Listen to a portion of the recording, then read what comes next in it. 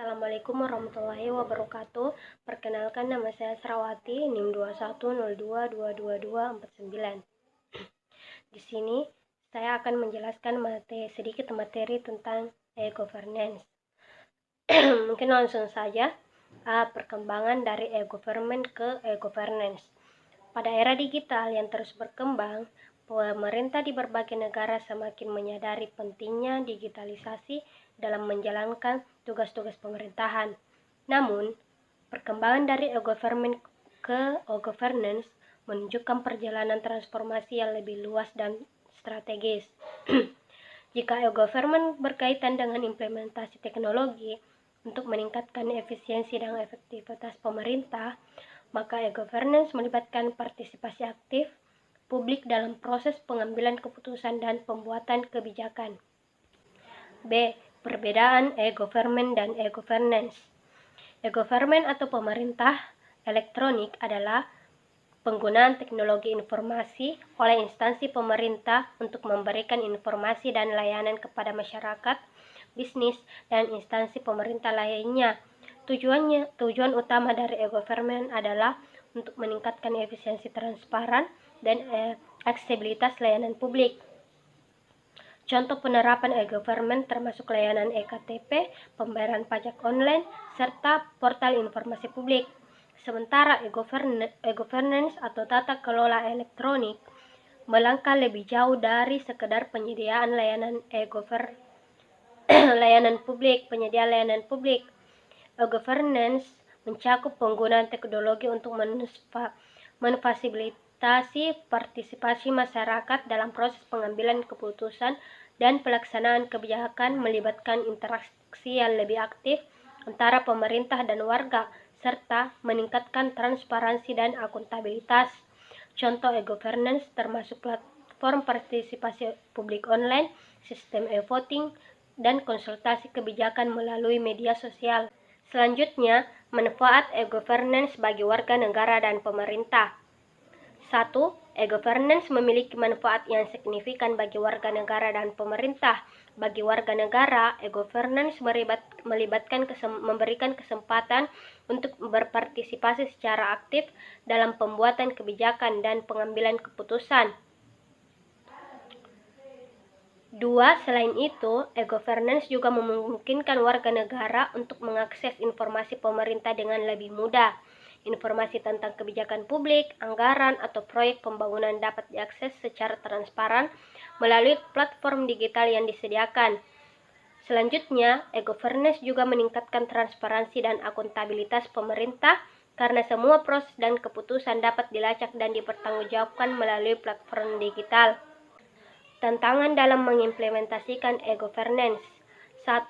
Akses dan kesetaraan digital. Tidak semua warga memiliki akses yang sama terhadap teknologi dan internet. Kesetaraan digital adalah tantangan utama dalam implementasi e-governance. 2. Keamanan dan privasi. Perlindungan data pribadi dan keamanan informasi adalah aspek kritis yang harus diperhatikan untuk menghindari penyalahgunaan dan pelanggaran privasi.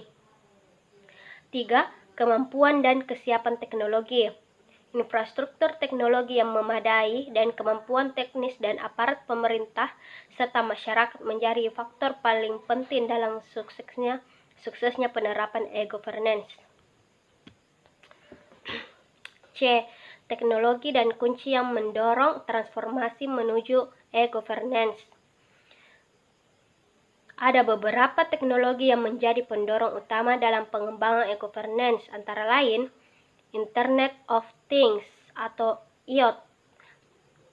IoT memungkinkan berbagai perangkat terhubung untuk mengumpulkan dan berbagi data secara real time. 2. Big Data. Big Data berkaitan dengan pengumpulan, analisis, dan penggunaan data dalam skala besar. 3. Artificial Intelligence atau AI. AI dapat digunakan dalam e-governance untuk mengotomatisasi proses peningkatan efisiensi dan memproses data dengan lebih cepat. 4. Blockchain. Blockchain adalah teknologi yang memungkinkan penyimpanan dan pengelolaan data yang terdesentralisasi dan aman. 5. Cloud computing. Cloud computing menyediakan layanan dan penyimpanan data melalui internet. D. Strategi untuk berpindah dari e-government ke e-governance. 1. Meningkatkan aksesibilitas teknologi. Pemerintah harus berinvestasi dalam infrastruktur teknologi yang memadai, seperti akses internet yang luas dan platform digital yang mudah digunakan. Hal ini penting untuk memastikan bahwa semua warga negara memiliki kesempatan yang sama untuk berpartisipasi dalam e-governance. 2. Meningkatkan literasi digital. Pemerintah harus menyediakan pelatihan dan pendidikan tentang literasi digital kepada masyarakat. Dengan meningkatkan keterampilan digital, masyarakat akan lebih siap untuk berpartisipasi dalam e-governance. 3. Membangun kerjasama dengan sektor swasta. Pemerintah dapat bekerja sama dengan sektor swasta untuk mengembangkan solusi teknologi yang inovatif dan efektif. Kerjasama ini dapat mempercepat pengembangan e-governance dan memanfaatkan keahlian teknologi yang dimiliki oleh sektor swasta. 4. Mendorong partisipasi publik. Pemerintah harus aktif mengundang partisipasi publik dalam proses kebijakan dan pengambilan keputusan, misalnya dengan mengadakan konsultasi publik atau menyediakan platform digital yang memungkinkan masyarakat untuk memberikan masukan. Perkembangan dari e-government ke e-governance. Tahap awal, fokus utama adalah pada digitalisasi layanan pemerintah. Pemerintah mulai menggunakan situs web dan portal online untuk menyediakan informasi dan layanan. Kedua, interaksi dua arah. Seiring e-government berkembang dari model satu arah menjadi model interaktif, pada tahap ini warga tidak hanya mengakses informasi, tetapi juga dapat berkomunikasi dengan pemerintah melalui email, chat, dan forum online. Selanjutnya, partisipasi publik. Peralihan ke e-governance di mana teknologi ini digunakan untuk memfasilitasi partisipasi publik dalam pengambilan keputusan. 4. Transformasi dan akuntabilitas. E-governance juga menekankan transparansi dan akuntabilitas. Data pemerintah yang terbuka memungkinkan masyarakat untuk mengakses informasi penting dan melakukan pengawasan terhadap kinerja pemerintah. Membangun masyarakat berbasis teknologi melalui e-governance. Ada kolaborasi antara pemerintah, masyarakat, dan sektor swasta. Untuk mencapai masyarakat berbasis teknologi ini, diperlukan kolaborasi antara pemerintah, masyarakat, dan sektor swasta. Pemerintah harus memastikan akses dan literasi teknologi yang memadai, sementara masyarakat harus aktif berpartisipasi dalam proses e-governance. Selain itu, sektor swasta dapat memberikan solusi teknologi inovatif yang mendukung transformasi ke e-governance. G. Evolusi e-government dari layanan online dasar hingga keterlibatan warga negara. Perkembangan e-government menuju e-governance melibatkan informasi yang lebih signifikan dalam hubungan antara pemerintah dan masyarakat. Dalam e-governance, masyarakat dilibatkan secara aktif dalam pengambilan keputusan dan pembuatan kebijakan. Adapun kesimpulan, perkembangan dari e-government ke e-governance menunjukkan transformasi yang signifikan dalam cara pemerintahan beroperasi di era digital. E-governance membawa pemerintah yang lebih inklusif, transparan, dan akuntabel, yang memberdayakan warga untuk berpartisipasi aktif dalam proses pemerintahan. Meskipun demikian, tantangan seperti akses digital, keamanan, dan kesiapan teknologi harus diatasi untuk memaksimalkan manfaat e-governance. Implementasi yang lebih efektif memerlukan komitmen dan pemerintah dan partisipasi aktif dari masyarakat.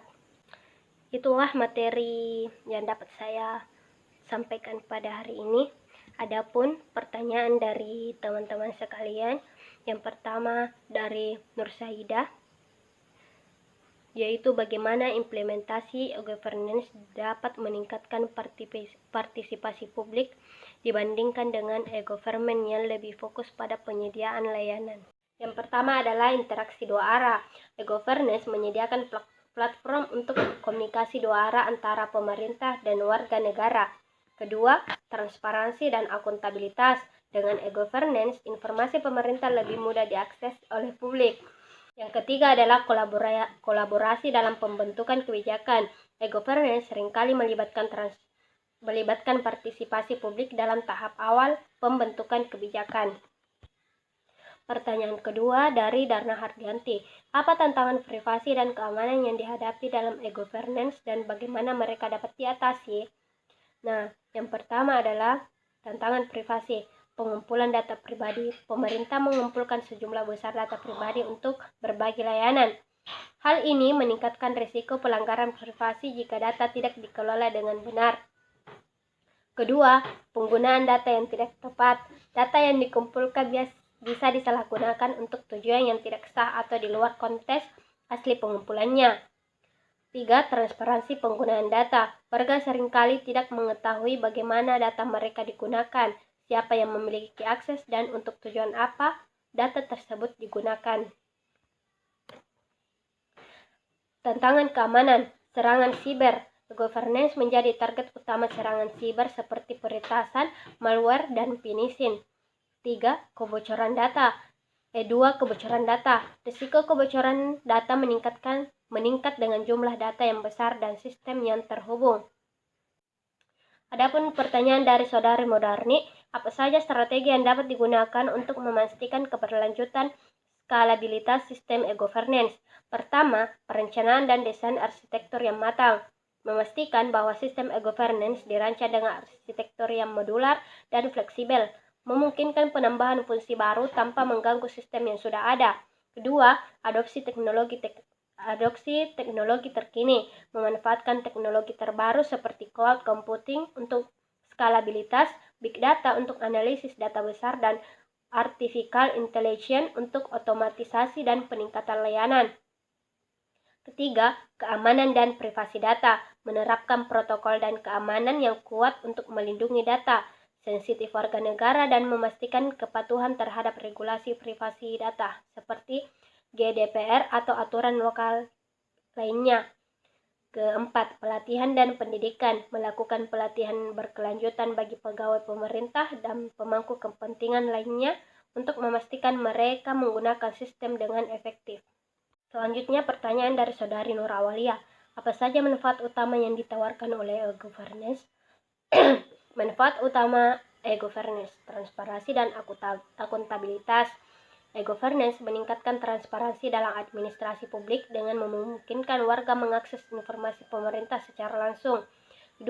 Efisiensi dan efektivitas. Penggunaan teknologi informasi dalam administrasi publik dapat mengurangi waktu dan biaya yang dibutuhkan untuk memberikan layanan kepada warga. Ketiga, aksesibilitas. E-governance memungkinkan akses layanan pemerintah 24 jam yang memudahkan warga untuk mendapatkan informasi dan layanan tanpa harus datang langsung ke kantor pemerintah. Partisipasi publik. Dengan platform e-governance, warga dapat lebih mudah berpartisipasi dalam proses pembuatan kebijakan melalui forum online, survei, dan e-voting. Selanjutnya, pengelolaan data yang lebih baik. Teknologi memungkinkan pengumpulan, penyimpanan, dan analisis data secara lebih efisien. Pertanyaan selanjutnya dari Saudari Andi Reden Mulyana. Bagaimana e-governance meningkatkan partisipasi publik dalam proses pengambilan keputusan dibandingkan dengan e-government? E-governance dan e-government adalah konsep yang saling terkait, namun memiliki fokus yang berbeda.